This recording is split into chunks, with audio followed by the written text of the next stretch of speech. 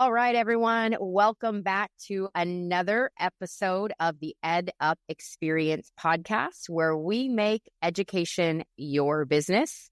I'm your guest host, Dr. Jody Blinko, and today we have Dr. James Jeanette, President and CEO of Manhattan Area Technical College, not in the Big Apple, but in Manhattan, Kansas. As you said, as we were talking, the Little Apple that you like to call it. Yeah? Yes.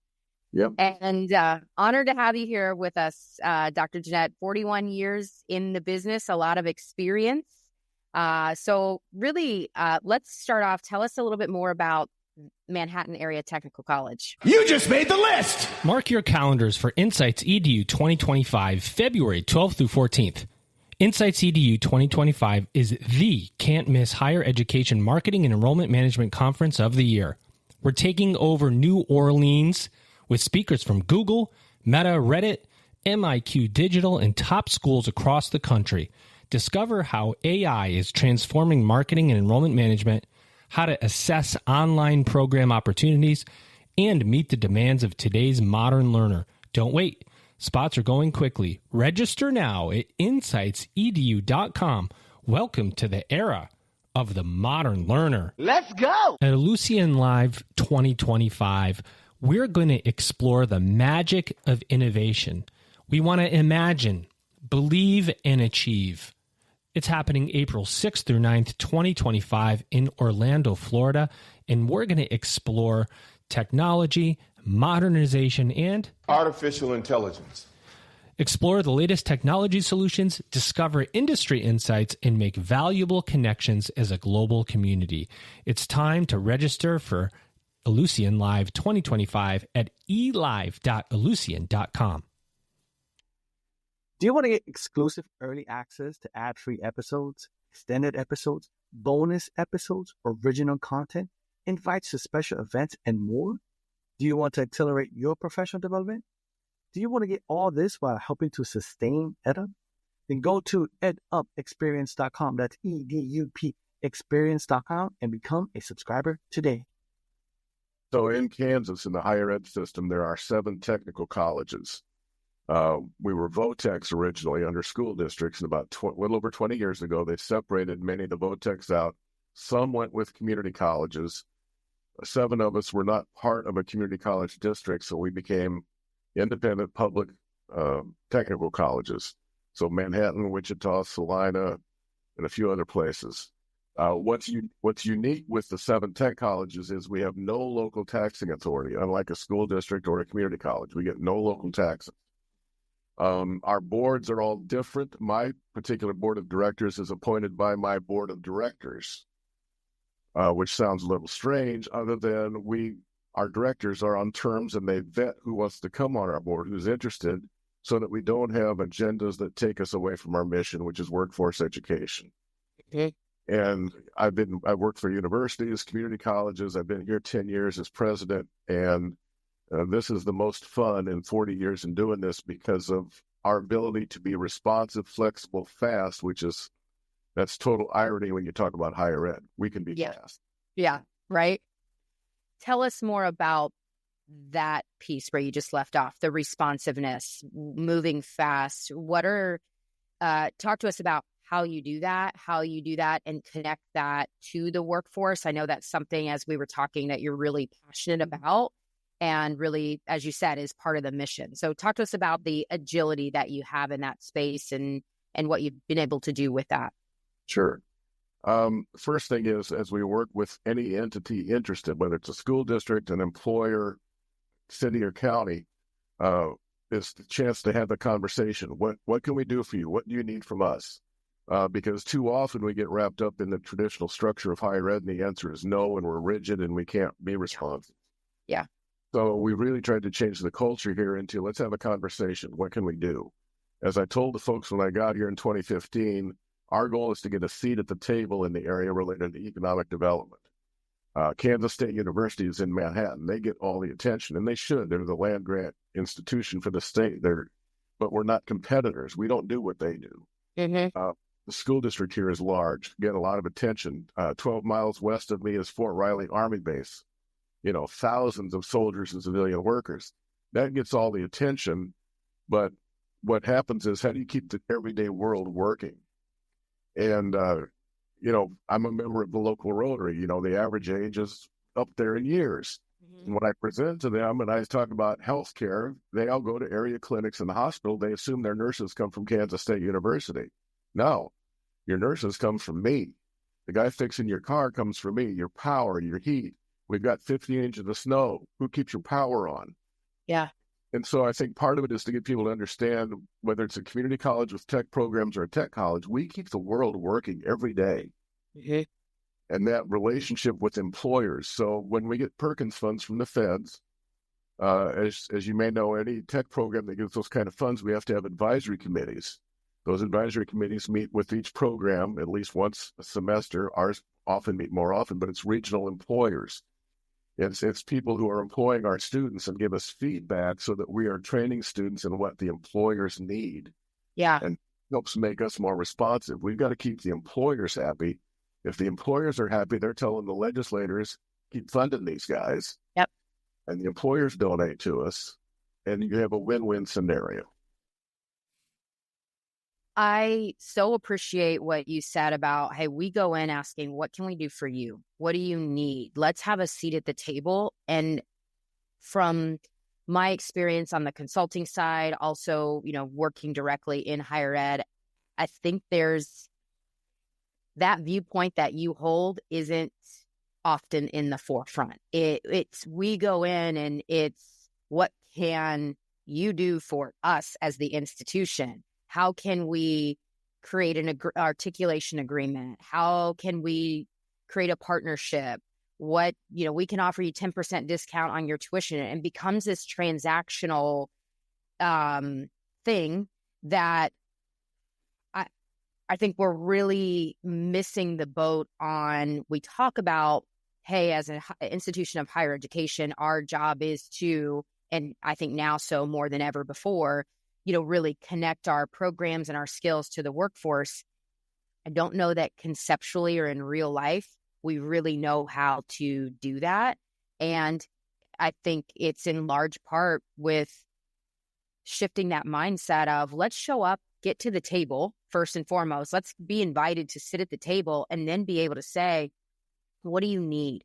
What can we do for you? What programs can we build? What can we change about our program? So it is, your folks have the skills that they need to be effective right in the workplace. So can you talk to us more about the practicality of, once you have that seat at the table, are you building and revising programs, again, based off the feedback that you're getting? Are you building new programs, new certifications? What does that look like?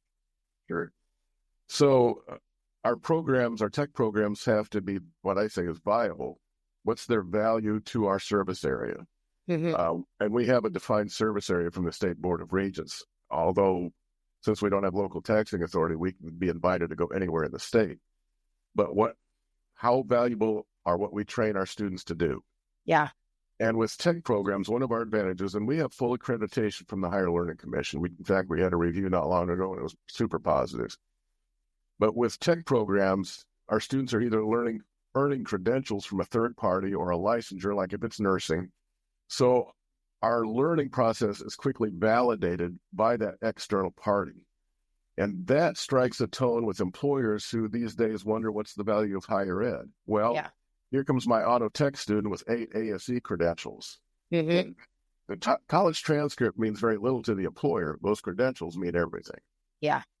And again, we're fighting a lot of changing place in higher education. It's not that higher education has no value. It's proving where that value is, which is the advantage to tech ed.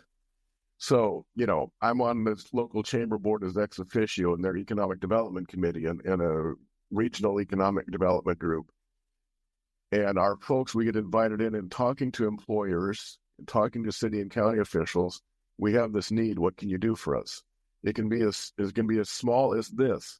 We've got 2 entities in our community right now that have our adult ed crew coming in to work with their non-English speaking employees to understand the policies and procedures of that company and to work on their English language skills. Wow. that creates value back to that employer and the employees.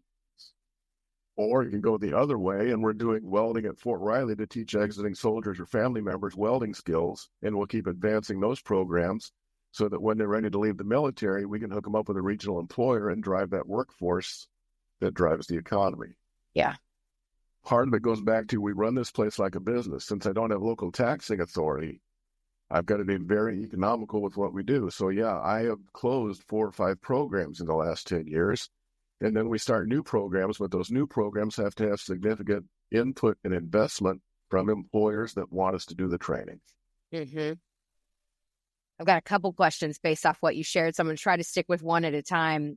You talked about the ASE certifications for the mechanics and the credentials behind that. The development of those partnerships to have those credentials, are those legacy? Are you adding new all the time? How do you get there? Right. It varies. For instance, in automotive tech, they have a separate program accreditation separate from our overall institutional accreditation. So they have to be certified by ASE. Therefore, while we have academic freedom regarding the curriculum we teach, the tech colleges and the community colleges and the state with tech programs work with the state regents to align programs so that the core is equivalent across the board. We can go beyond the core, and again, that's where we get the feedback from the local employers. So different car companies and fix-it shops, if you will give us feedback on, yes, these are great core skills, but now we need to move into this. We also have the advantage, if you will, from that accreditation agency or automotive tech telling us, now you've got to get into EVs. How do we train our students on how you do the maintenance and work on EVs? That's a significant investment that we have to get from other entities. We have our own regional testing center on campus. So again, it's that third party. It's not us giving our students the credentials. They're earning it through that independent test. But that testing center allows us to work with probably 1,000 people a year from the surrounding states and around Kansas that are earning credentials. We test people all the time for TSA. We test them for all sorts of agency jobs with city and county or federal government. But we also work with the city of Manhattan for coding requirements for area contractors. So that ability to use credentials and that validation of skills makes us more valuable because then the employer knows these people know how to do this. Yeah.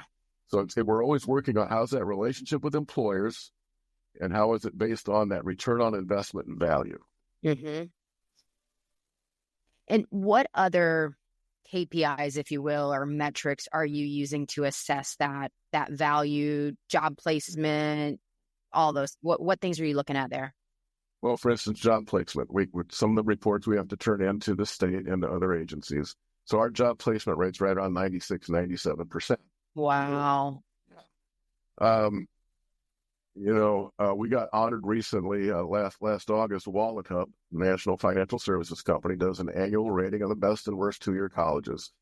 We all know if you finish high on those things, you brag about it. If you finish low, you never heard of them. Right? Yeah. Goes it somewhere in a folder. Yeah. But they take a look at cost, at student performance, and at student earnings. Since we don't have local taxing authority, my cost is higher. Our student tuition and fee revenue makes up 60% of our budget, so we're not as inexpensive as a community college. Okay. So they rated like 700 2-year colleges. We rank 450 if there's something on cost. But when it comes to student performance and earnings, we were number 1 and number 4 in the nation. We ended up being number 1 in the nation overall. That's incredible. Yeah. The average first-year salary for one of our students is over $50,000 a year. And most of our students are only here for 1 year. They get a certificate, they get hired, and they're gone. Yeah. Yeah. We teach people to be electric linemen. It's a 1-year certificate program. Their starting pay, usually between $70,000 and $85,000 for 1 year of college. Nursing, anybody going into healthcare, you can almost name what you want to earn. Mm-hmm. Plus, in the last several years, because of COVID and the change in the workforce shortages, we have more and more employers working more closely with our teachers to almost kind of cherry pick who are your best students, who shows up, who knows how to do this. Yep. And they make an offer to those kids, I'll pay your way this last semester if you'll work for me for 2 years. So our students come out with low to no student debt, great earning power, So when I talk to the legislature, when I talk to city officials and others, the consumer power of my students, much less being an employee with skills, and they're a taxpayer. Again, this is a win-win scenario for everybody. Yeah. Has it always been that way at this institution? No, and I have great faculty and staff. I have amazing people here. 10 years ago, my first year, we had 12 high school students from the region in early college classes with us, 12. This year, we're closing in on 700. Holy cow.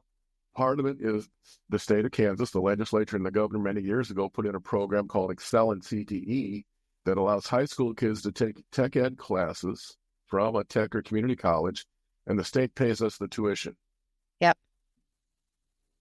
But it also is due to us working and reaching out to the schools. Instead of saying no, we should say, let's have a conversation about how do we get this going. Yes. We took over the adult ed program from the local school district at their request a few years ago, about 6 years ago. We've graduated close to 200 people with their GED, but over 1,000 people have gone through ESL, English as Second Language training. And again, all those people can take advantage of starting tech classes while they're earning those credentials, and we can get them into the workforce. Mm-hmm. So, probably the toughest thing in higher ed or even K-12 these days is how do you motivate a student to learn? Mm-hmm. Okay, I've got a 19-year-old at home, and these kids are smarter than ever, but it's a different smart. Yeah. They don't want to open a book. They want to listen to a podcast. They want to watch them. They want to watch TikTok. How do we use that to teach them and get them to be motivated to learn? And I think one of the key aspects of tech ed over the last several years, it's hands-on. The kids know from day one, I'm going to start using a tool, an instrument. I'm not just listening to a lecture. Right. So, I've had the deans from Kansas State come out here. They see the stuff we have in our labs, and they're going, we don't have that kind of toys for students to play with. We're doing more and more in collaboration with K-State because, again, these students move back and forth. How do we get them to understand you learn this from us? They love to learn how to do this with a car. Then they become interested later in, now I want to know the theory part. What the university. My personal opinion is if we had our act together in higher education in this country, we'd get more people to go through a community college or tech college first, then go to the university, and we'd end up with better educated students. But again, it's that motivation. So when I asked the question, has it always been this way? You said no. So how do you, I'm sure the spirit and the soul of the mission has always, been there, but how did you turn the corner from not only this is our mission on paper, but this is our mission every single day. We live it, breathe it. We have the numbers and the data, the graduates, the relationships to prove it. And I know that's a really big question, and there's a lot of variables that go into that. But what would be your bumper sticker or your thoughts on how do we get from traditional mindset or a transactional mindset to real life? We have partnerships, we have collaboration, we turn out students that have skills and they have a return on investment too. You said you got really low student debt and they've got a job. How do you do that? Well, you have to collect the information. I work with our other 6 tech colleges, and I often testify to our legislature. They do as well. But part of it's getting the data so you can tell the story. Mm-hmm. In the last 10 years in Kansas, while the universities and community college enrollment went into a decline, the tech colleges over the last 10 years have grown almost 700% in enrollment. Uh-huh. Now, 2015, people would tell me all the attention goes to K-State. That's where the high school wants to send their students. That's where they want to go. I said, the kids will figure this out. Kids are smart. Mm-hmm. You want to make good money, and you don't want student debt because they see their older brothers, sisters, parents paying off student debt. I can put you in a 1-year program in welding, and you can go out and make $50,000, $60,000, $70,000 a year with no student debt, and you can still live at home. Mom can clean your clothes and do the cooking. Part of it is these kids realize working is not a bad thing. If I like doing this, I can make money at it. And probably the biggest sea change that I keep seeing is in the old days, tech ed it's VOTEC. You send Johnny or Mary to VOTEC, they're not smart enough to go to college. Nuts to that. I'm a college, I'm accredited. Yep. And Johnny and Mary, I want hands-on learning, and then they keep learning and they keep moving up the chain because they keep growing more and more skills. That's what appeals to Gen Z and Alpha. Mm-hmm. Always that change. The hard part for us in higher ed, frankly, the structure of higher ed limits us in being that innovative. Yeah. Right. Financial aid, I love it. It helps students, but it makes students go at the same pace. Part of my work the last year or so with our folks is we're looking at where can we accelerate students. First semester, yeah, you're in this traditional transportation route, if you will, of higher ed. Mm-hmm. But you've got good attendance, you're learning this, you got good communication skills. How can I put you in an accelerated program with an employer that uses more things like apprenticeships, internships, on-the-job training, work, learn, and earn, if you will. Yeah. That provides that motivation of those kids to go, yeah, this is worth it for me because I'm instantly going to start having a job and making money. Right. But that goes so much against the structure of higher education as we know it. Mm-hmm. This is a really big philosophical question, purely your opinion. If you don't feel like answering it, it's okay by me. What's your take on how we've gotten to that place in higher ed where there's you've mentioned a couple times, the technical component and just the viewpoint versus the 4-year and the challenges that really a traditional 4-year institution, it is slower. It's not, we don't see the same thing. So how did we get here? Attention, higher ed leaders. Are you ready to transform your marketing and enrollment strategy? Don't miss Insights EDU, February 12th through 14th in New Orleans, the premier conference for higher education marketing and enrollment management. Spots are filling fast. Register now at insightsedu.com. Welcome to the era of the modern learner. Let's go! Ellucian Live is taking place April 6th through 9th, 2025 in Orlando, Florida. You just made the list! Get ready for an unforgettable experience at Ellucian Live 2025. Join visionary leaders from institutions worldwide as we dive into groundbreaking ideas, cutting-edge solutions, and transformative best practices that will ignite your passion for innovation. This is your chance to connect, collaborate, and propel your institution into the future. Do not miss out. Let's go! Do you want to get invites to special events? Do you want to get exclusive early access to ad-free episodes, extended episodes, bonus episodes, behind-the-scenes episodes, and original content? Do you want to accelerate your professional development? Well, you can go to edupexperience.com. That's EDUP experience.com and become a subscriber today. Yeah. My answer is probably going to be twofold. First thing is, and this cracks me up because you'll see a lot of higher ed organizations in states talk about applied learning. Well, that's what tech ed is, always has been. Yep. But more and more universities and 4-year colleges are talking about applied learning. Well, then live up to it. And as I said, if you look at the students and the intelligence they have, it's in doing things, not necessarily in learning through a book. Okay? Mm-hmm. How do we transition faster to applied learning? And here in Kansas, the regents want like 30,000 more people to have a bachelor's degree by 2030. Nothing wrong with a bachelor's degree if it has value. Okay? Yep. And so what I've talked about with K-State and with the regents is, but give us an applied bachelor's degree for the 21st century. We've got thousands of students in Kansas from a tech college who got a certificate or an associate of applied science degree. Doesn't fit a traditional transfer program at all, but it's not what the students are interested in. Mm-hmm. Okay? 86% of my students, my graduates, stay in the state of Kansas, mostly in my area. 86%. Wow. So they're fueling the local workforce. Yep. So I know I've got students who work for a local construction company, a local contractor. They've been working with them for years. Okay, K-State, give me an applied bachelor's degree in project management or supervisory management. that this employer is going to say to this guy that's been with them for 5 or 10 years, I want you to go get this so you can move up in my company. I'll pay for it. Mm-hmm. That's where I think we need to rethink a lot of higher education related to communities and economies.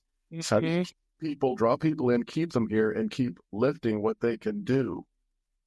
So that applied approach of higher education is probably not being used near enough, and probably we're missing the most value because of not doing it. So in future state, if you had a magic wand that you could wave and make it all look how you think it should look, would you say that the technical college is the first step? And then if a student wants a 4-year degree, there's a partnership with that technical college, to go back to that construction example that you used, that where they could kind of stair step and have that ladder. And then the institutions are in community conversations together and in alignment? Or what does the ideal state look like? You're pretty close to me, and again, there are many students who want to go and should go to a university. Okay. I mean, we need doctors. We need those people as well. Sure. A couple of years ago in one of the state house higher ed budget committees in Topeka, they asked me, are you saying that we're overfunding universities, that we're giving them too much money? Well, I said, I'm not going to say that. Mm-hmm. But here's what I'm going to say. This is pretty true nationwide. For too long, tech ed was undervalued and under-resourced. Now it's highly valued. Resources. And we don't need as much to get the big bang for the buck. Okay? Yep. We don't need fancy facilities. We just put in our first new building last year in forever here. And it cost $16 million, and I'm still going to be paying for it for a while. But it's a prefab metal. The labs, the 7 labs in it, are about 4,000 square feet each because I need space for kids to do things. I don't need Taj Mahal. Yeah. So I think, going back to your question, I think a lot of it is 2-year colleges, whether it's a community college or a tech college, often get asked to come in and save the day. A prime example in many places is math. High school math, oftentimes a high school requires 3 years of math, so kids don't take it their senior year unless they know they're going to a university. Universities, senior colleges, they want kids to have college algebra or above. You have this huge math gap. It's true here. We're asked more and more to come in and teach more dual credit concurrent classes at the high schools, which if we can do it, we don't need the state licensure of a K-12 person. Our person has to meet our accreditation guidelines. So I think part of it is how can school districts and communities optimize use of a 2-year college to help that junior, senior year of high school to get kids into that motivation stage and that career exploration stage, as well as doing the freshman year and a good chunk of the sophomore year of higher ed. So that, because we give students confidence in learning and why learning matters. And that's the biggest gap we have between K-12 and traditional higher ed. As you were talking, you probably saw me smile because I was thinking to myself, you were talking about value and they can see it, they put their hands on it. There's a very human part to that where they start to believe in themselves in a new way, in a different way, and very tactically are seeing a finished product of something that they've built or done or can do. And you said the word, I was thinking confidence. And then it was like, we were passing the wavelengths back and forth. And it's so true. It's like you're giving them confidence in a new and different way than they've ever had before. It's hands-on, it's applied learning. And then that starts to fuel this, I can do this. I can be self-sufficient. I can make money. I can take care of myself. And I would absolutely agree with you. I think if any institution, we'll just say that any institution is not thinking about their processes from that first point of contact, not just in the classroom, but even through the interest and onboarding admissions process, if you aren't really speaking to that student in a way that is helping them feel and see that this is even a possibility, and then tapping into that confidence piece, you're missing the boat all the way around. And that's where we see, you talk about retention, the first year retention or students dropping out first couple months. If they're not feeling confident out of learning out of a book, we'll just go back to that example, or feeling like it's translating into value connects to confidence. I mean, it's all feeding together, Our slogan here is we provide higher education, but we spell higher, HIRE. Okay. Love it. But the big thing I tell people, we change people's lives. If you look at almost any 2-year college, the real impact is that local connection and giving people confidence. We do 2 commencement ceremonies a year. We have one in December for the students who start in January or are finishing kind of off cycle. It's smaller. Bigger one in May. But all of our employees, our faculty and staff, get a kick out of those ceremonies because we see the excitement of the families with their student. And you'll see second and third generation, like in nursing, and here comes the daughter, and the mom was in nursing and grandma was in healthcare. And you keep building on that success, but it gets harder each generation to get that confidence level up. I can do this. Yeah. So we really celebrate, like I tell them at commencement, you can't do anything profane, obscene, or give anybody a heart attack. Other than that, I want you to holler for that kid walking across the stage. And when we walk out the Queen playing "We Are the Champions." Okay, That's awesome. I'm a rogue guy, but that also fires up our faculty and staff and the employers. We're not successful with every student, but if the student, if you'll talk to us and give us a chance, we'll try to help you. Yeah. Our retention rate is over 70%. It's crazy. Wow.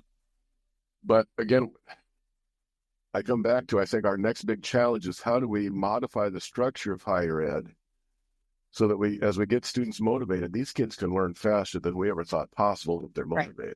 Yep. If they're motivated. Yep. But financial aid and VA benefits move everybody at the same speed. We need options beyond that. So when a student gets it and can accelerate, we can push them on through.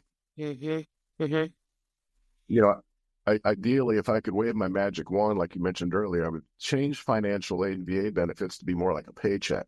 You got to go to class, you got to get the work in, you got to be getting at least a fee in the class, and then we give you a check each month. Because you want to reinforce those work skills. Yep. You want to show up for work and you want to get the job done. And I'm not saying all financial aid's bad, but how do we reinforce what we want to have as an end result? Absolutely. Current structure doesn't do that. Current structure is all based on enrollment, not on outcomes. You mentioned this a little bit briefly earlier on, but can you share any enrollment trends with us of what you've seen, certain programs or overall, or? Overall, we've grown 5 to 6% a year until this current academic year when I put in a planned decrease. We're not a big college. We have about 1,200 students. Part of it's been limited because of space with programs, with tech programs and lab space. That's why this new facility we have, 47,000 square feet, is a game changer for us starting next academic year. But overall, we've seen that steady increase, as have most of the tech colleges in the state. Again, it's a workers market. It's a student learner market if you look at it that way. Yeah. And our ability to talk to people about, you can make good money. You can have no to low student debt. You don't have to move to Kansas City. You don't have to move to New York City or Dallas. You can stay here. You're like family. You can go hunt and fish and work on your truck, whatever. You can have a job that makes a difference. Again, healthcare, it took a dip during COVID as far as people coming in. It's a huge need. We're starting to see the numbers come back up. Areas like construction and the way things work with construction-related programs like HVAC, plumbing, electrician trades. And one of the things we've worked on here is how we start teaching students about the smart systems that run every house or building or will be.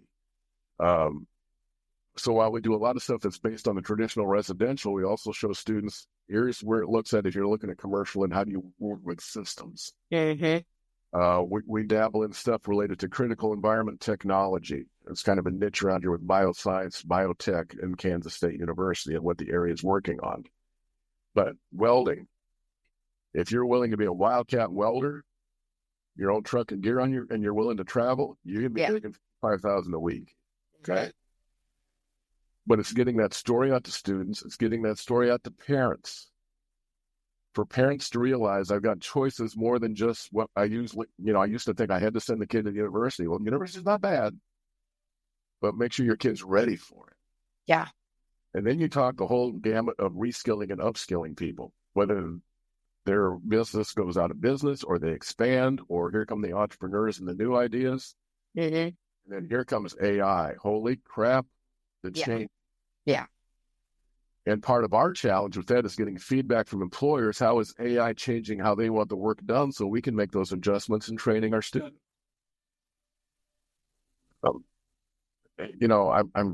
I'm toward the end of my career. I don't want to retire because this is fun. Yeah. It's crazy. Yeah. These students have so much ability to do things differently that will impact so many things in a positive way. And we don't dwell on that enough. This could be a huge game changer for the whole country in terms of not just the economy, but healthcare. Yeah. You've talked about the marketing and telling that story and sharing that story and helping students see that and parents see that. What do you feel like you do differently with your marketing to translate that story, to tell that story and really have people feel like, okay, I want to come talk to you? Well, the best marketing, of course, is word of mouth. So former students, employers bragging about us, that's the best local marketing you can have.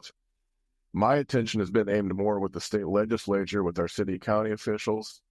The legislature has been good to the tech colleges. They provided extra funds to us because we've shown them the economic impact we have and how fast we deliver on that impact. Like I said, I can get a student through a short-term credential program in a few weeks, or a one-year certificate, or a clear through for an AAS.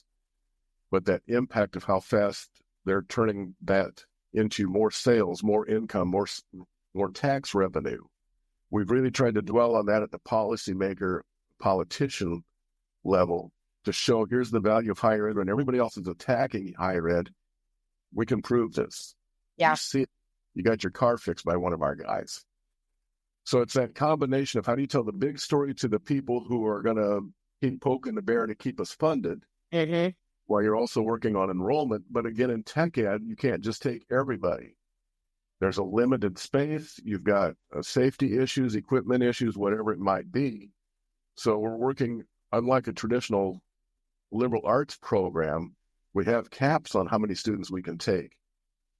Probably our biggest issue the last several years is finding qualified faculty, because the economy, if you're good at doing something, you're going to make more doing it. But I need skilled people who can do it to teach others how to do it. That's where we're trying to work more and more, and we're getting good results working with employers on how can we use some of their people part-time to help us teach the next generation of workers. If they don't do that with us, we're going to be in trouble. Yeah. So part of the whole marketing thing, I think, is how do you keep getting more interconnected so that they see, I have Manhattan Tech able to do this, so I can get this out of it, which means I got to do this for Manhattan Tech. Through our conversation, and you led with this initially, but it really, I keep coming back to the word partnership, and you've embedded that throughout in every way, and not just as a word, which I see often, we throw around that word all the time, but you really have not only developed partnerships, but nurtured those partnerships in every way. And I am also thinking about nurturing it from the standpoint of, you talked about the high school students that become students. There's a lot of, as you well know, there's a lot of work and variables to turn those students from high school into students at your institution. There's a lot of nurturing and, operational efficiency and just boots on the ground processes that have to be there so that can become a reality. And we don't have those students going elsewhere, not going anywhere. And so that word keeps coming back of you're living that from every aspect. Yeah. This when we opened the new building in August, we had a big ribbon cutting. Well, ribbon cutting, so many people show up for ribbon cutting. You have the chamber show up with 2 or 3 dozen. We had 500 people. Oh my gosh. It was packed. It was crazy. Wow. We didn't cut a ribbon. We cut a 2x4 designed as a ribbon. So we cut it with a saw from one of my boards. That's awesome. But again, we broke ground for that building in November of 22. We opened it this past August. But people in town kept driving by and wanting updates on it. They could see this. Something new is happening at the tech college. But again, it takes time to build up that relationship. I hardly ever miss a chamber meeting. If I'm invited to something on economic or workforce development, I'm going to go or send somebody there. So it's getting our own people to understand this is our mission. You have value, and get connected with others. Bring back the information. Bring us the stories. Frankly, my first year here, most of what I did was tell our faculty and staff, hold your head up. You have the same accreditation as K-State. Quit thinking you're a VOTEC. You're a tech college. And then I had to go preach the word outside of here. Here's the difference we make. You don't have us. You don't have X number of nurses per year. You don't have X number of mechanics per year. And I think that is the cool thing of tech ed that has been overlooked for so long, and now it makes sense. How do you keep that community alive? Right. If a community doesn't have good health care, you're in trouble economically. We're working to expand more of what we can do related to cybersecurity, because just like healthcare, if you don't have good cybersecurity businesses in your town, you're in trouble. Yeah. And then what I call basically, everything under applied technology and engineering, whether it's construction to welding and everything in between, the advances with technology, what we're able to do through things like engineering tech, construction tech, and it's such an appeal to kids because, again, it's hands-on. And you start seeing, I'm building this project on a lower scale in the lab, but then here's what it does when I get out with my employer. Yeah. It's fun. Like I said, I got a lot of young people around here. I love them. They keep me young because things change so fast. We just got a $680,000 grant from a private foundation in the region so that we can take a VR trailer into surrounding communities out in Fort Riley and start not just for recruiting, but to use it as a lab as we start teaching people some basics of applied technology. That's really cool. Yeah. So yeah, it's fun. I'm having the time of my life. Not many people can say that, or you don't hear that often. I turned 68 in October during our accreditation visit, and somebody said, "How long are you going to go?" I said, "As long as they'll let me." Yeah, it's much fun. Yep.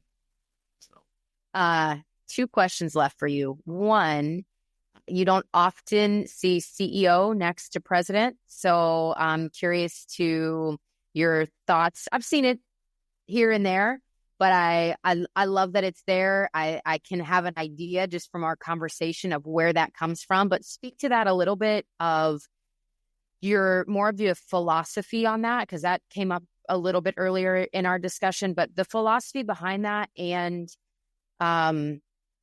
just where, again, thinking future higher ed overall, what's your opinion on where that fits? Well, my career started in 1983 working with TRIO grants at a state university. Okay.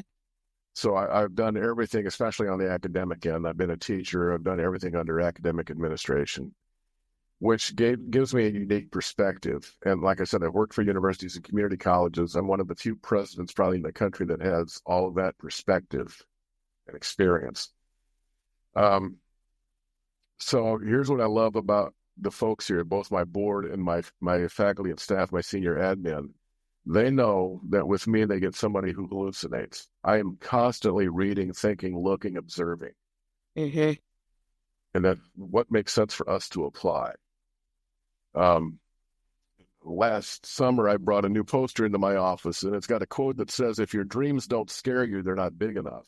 It's a Muhammad Ali quote. Well, one of my deans came in, saw it, and he goes, "No, Jim, quit thinking. Enough." And that's true, but yet, I'll talk to my board every so often. You want me to take my foot off the gas? Nope. And we're not perfect. We make mistakes. But we're always looking at what can we do next that creates value for our students and for our community through employers. And so that perspective as CEO is to give it that bigger, I'm going to say, 100,000-foot view For instance, while we have the traditional college here, the overarching umbrella is providing higher education. We're working on two other components. One is workforce solutions for businesses if they need us to do something customized. It doesn't have to be college credit. The other part of that is we call Tech Plus for the individual who wants to get upskilled or reskilled without going through the rigmarole of academics. Yeah. Our focus is workforce education. It's not just being a college. It's being a provider of those skills. And that's hard for a lot of higher ed institutions to understand. They think I have to be a college. You don't have to be only a college. What else can you do that fits your mission? Mm-hmm. So that's why I'm a little crazy, a little different. Mm-hmm. Said rogue earlier. Love it. Yeah. And again, our structure is we're almost, independent, if you will. I can do those things. And I'm trying to get some of the universities like K-State, we're working on some things, use the tech college since we have less baggage in the way. I mean, K-State can have a great idea, but it takes years to get it through the process. Yeah. We're that field reconnaissance team. Let's go try it and see what happens. Yep. That, again, come back. How fast can we move? How fast can we be agile and responsive? If an employer doesn't care about college credit, they need training and they're going to pay the bill. Why can't I do that within a few hours? Mm-hmm. So again, how do you start thinking you're not only a college under all this structure? How can you be innovative and entrepreneurial as a provider of learning? Absolutely. Well said.